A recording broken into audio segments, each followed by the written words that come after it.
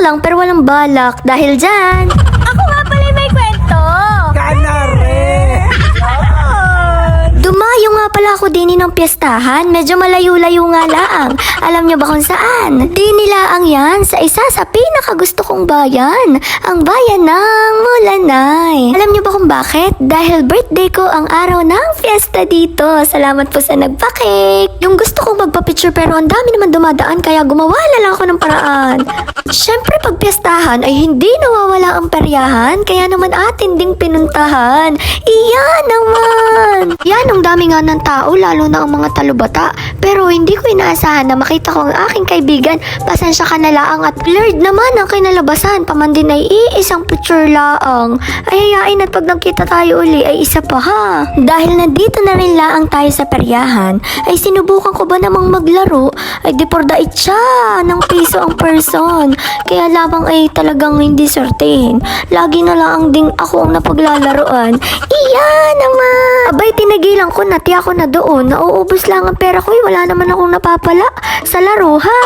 Kaya naman ari na laang ang bibilhin ko. At yung pag ako'y may dalawang bote ay iya lula ay di may napala sakit ng ulo kinabukasan. Alam nyo ba ako'y may kwento ganare. Abay ngayon ako'y kumakain na ng hotdog. Iya umatok ang tumawa ako'y seryoso din ha.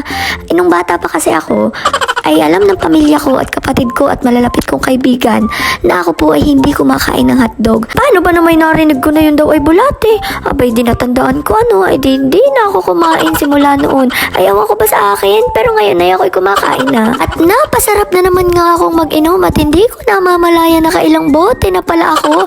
Kaya naman medyo sumasakit na ang aking ulo. Pero bago kami umalis, nakita ko nga pala mga kaibigan ni kapartners. Naay na nga at nung naglalakad na kami pa uwi, ay minadaanan ba naman kaming bailihan? Aba ay may mga nagsasayaw. Kaya naman ay iya. Ay porke nga at nakakainom ay medyo malakas ang loob at medyo makapalang mukha. Aba ay ako'y dumali ng sayaw din. Ito mo naman.